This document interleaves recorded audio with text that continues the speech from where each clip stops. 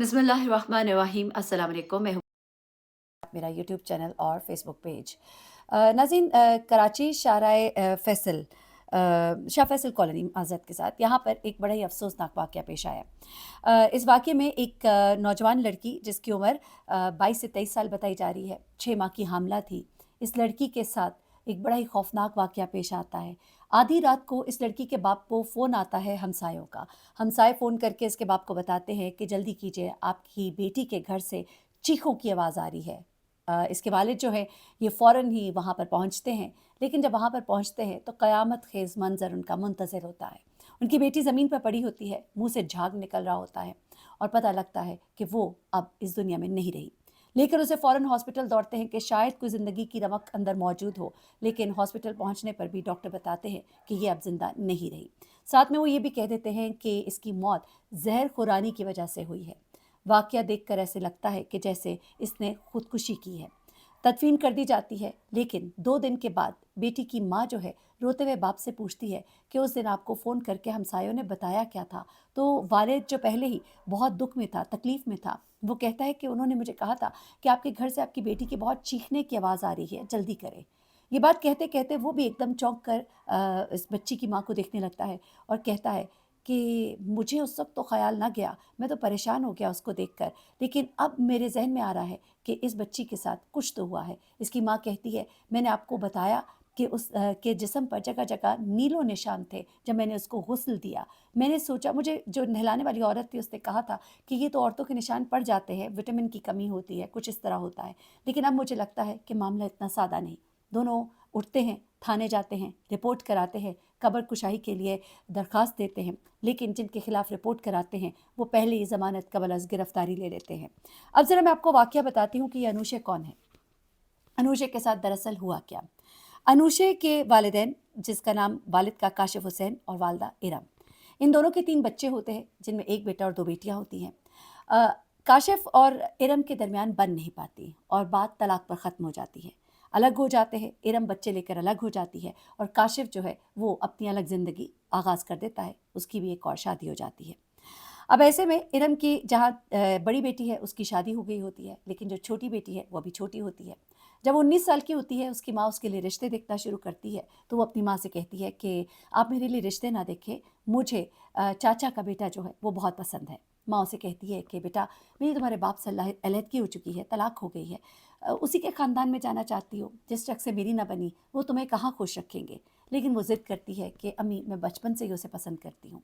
आखिर माँ बेटी की ज़िद के आगे खामोश हो जाती है और उसके बाप को फ़ोन करती है। ज़ाहिर सी बात है, बच्चों के मामलात में माँ बाप को राबिते तो करने ही पड़ते हैं। तो ऐसे में वो उसको बताती है कि तुम्हारी बेटी जो है वो तुम्हारे भाई के घर शादी करना चाहती है, तो देखो अगर कोई वो बात करते हैं तो मुझे बताना।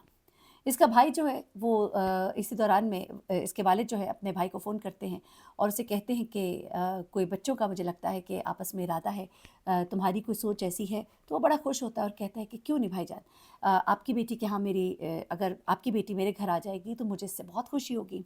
यूँ इस तरह से इन 2 घरों में रिश्ता जो है वो बन जाता है और ये जो लड़की है अनुशे, इसका रिश्ता इसके होने वाले शौहर के साथ तय पा जाता है। अरगम उसका नाम है। अब क्या होता है कि ये शादी जब तय पा जाती है तो तैयारियां की जाती हैं। हंसी खुशी 2023 में ये शादी अंजाम पजीर होती है और अनुषा जो है वो अपने मनपसंद शौहर के घर ब्याह कर चली जाती है, बहुत ही खुश होती है। अब इसका शौहर जो है वो दुबई में नौकरी करता है।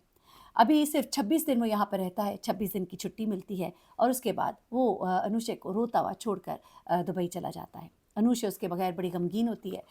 अब ऐसा होता है कि आपको मालूम ही है, जब नई नवेली शादी होती है तो मियाँ बीवी एक दूसरे को फ़ोन बहुत करते हैं, बातचीत होती है। तो अनुषा भी इसी तरह रोज़ अपने शौहर को फ़ोन करती है, कभी वीडियो कॉल करती है, लंबी लंबी बातें होती हैं, कमरे में बैठी रहती है, बातें करती है। ये बात सास को बड़ी नागवार गुजरती है और एक दिन वो अनुषा को बहुत डांटती है।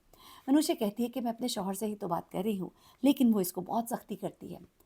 2-3 दिन के बाद फिर दोबारा इसी तरह जब फ़ोन करते देखती है तो सास दोबारा इसको बुरा भला कहती है और यहाँ तक कि बात लड़ाई झगड़ा बहुत बढ़ जाता है।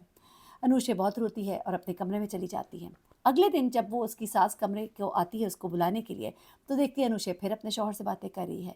न जाने उसके ज़हन में क्या आता है, आगे बढ़ती है और अनुषा के मुँह पर थप्पड़ दे मारती है और उसे कहती है, किससे बातें कर रही हो? तो अनुषा कहती है, अपने शौहर से बातें कर रही हूँ। फिर बहुत लड़ाई झगड़ा होता है। आखिर अनुशा तंग आ गई होती है, अपनी माँ को फ़ोन करती है और उसकी माँ कहती है कि वापस आ जाओ, कोई ज़रूरत नहीं है ऐसे घर में रहने की, जब तुम्हारा शौहर आएगा तो देखी जाएगी। अनुशा अपने घर वापस आ जाती है, शौहर को फ़ोन करके सब कुछ बताती है। वो अपनी माँ से बात करता है और उसे मना करता है कि आइंदा आपने ऐसे नहीं करना, और उसके बाद अनुशा को कहता है तुम वापस घर जाओ, तुम्हें कोई अब कुछ नहीं कहेगा। अनुशा अपने शौहर के कहने पर वापस आ जाती है कि कहीं ये ना हो नाराज़ हो जाए कि मैं दूसरे मुल्क था, तुमने मेरी बात का पास भी ना रखा। वापस तो चली जाती है, लेकिन इसी अस्थना में उसके घर में फिर वही बातें, वही नाराज़गियाँ, वही लड़ाई झगड़े, लेकिन वो बर्दाश्त करती रहती हैं। उसके बाद उसकी जो सास है वो दोबारा उसके साथ ऐसे ही करती है, फिर वो नाराज़ होके आती है। तो अब की बार इसकी माँ जो है इसके बाप को फ़ोन करती है और कहती है कि अपने भाई को समझाओ कि ये क्या तरीका है, मियाँ भी उसका यहाँ पर नहीं, फिर भी यही सब कुछ। अब उसका शौहर जब अपने भाई को फ़ोन करता है तो कहता है कि ये औरतों का मामला है, मैं नहीं बोलता। वो अपनी फिर भाभी को फ़ोन करता है और उसे कहता है ये क्या तरीका है। फिर वो इसकी शिकायतें लगाती है, फिर बेटा जो है फ़ोन करता है, सुलह सफ़ाई होती है, दोबारा वापस चली जाती है।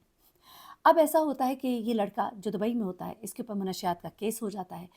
वहाँ पर ये इसे जेल हो जाती है, मामलात कुछ ख़राब होते हैं, 2 साल कैद में रहता है। इसी दौरान में इस लड़की पर ज़ुल्म और सितम के पहाड़ तोड़े जाते हैं। घर में ससुराल वाले उसके ऊपर बुरा सलूक करते हैं कि अब तो बेटा जो कमाता था वो पैसे भी नहीं भेजता।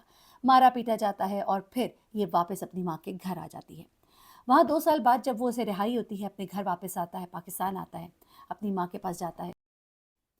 माँ के पास आता है और उसे अपनी बीवी के बारे में पूछता है तो उसकी माँ बताती है कि तुम्हारी बीवी तो कब की घर छोड़ के जा चुकी है।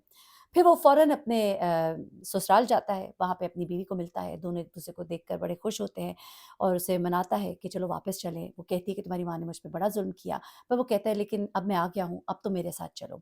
वो उसको घर ले जाता है, वो बड़ी खुश होती है अपने घर अपने शौहर के साथ। अल्लाह ताला उसे खुशी से नवाज़ता है, उम्मीद से होती है। और उसके बाद वो अपने शौहर के साथ ज़िंदगी अच्छी गुज़ार रही होती है। अभी 5-6 महीने गुज़रते हैं, तो फिर ये वाक़या पेश आ जाता है। इन 5-6 महीनों में क्या हुआ, तो वो ज़रा सुनिएगा।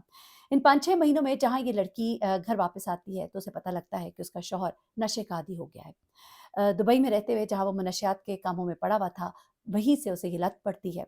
उसके बाद ये नशा करता है घर में ऊपर की मंज़िल पे बैठकर, और ये अपने शौहर से चूँकि मोहब्बत करती है, तो फिर चारों नाचार जब वो और उसके दोस्त आए होते हैं, तो उनके लिए चाय, पानी, हर चीज़ का इंतज़ाम करती है और ऊपर लेकर जाना, नीचे आना, यहाँ तक कि छठा महीना शुरू हो जाता है, मुश्किलात ज़्यादा हो जाती हैं।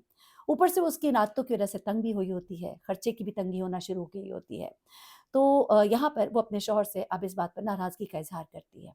घर में जब लड़ाई-झगड़ा होना शुरू होता है, वो कहती है मेरी हालत ऐसी नहीं कि मैं ऊपर आके तुम्हें खाने दूँ, ये करूँ और ये नशा, ये सब छोड़ो। अल्लाह ताला ने तुम्हें एक अच्छी खुशी से नवाज़ा है, तो इस खुशी को हमें आगे सेलिब्रेट करना चाहिए, ना कि ये कि तुम दोस्तों के साथ बैठकर नशा करो।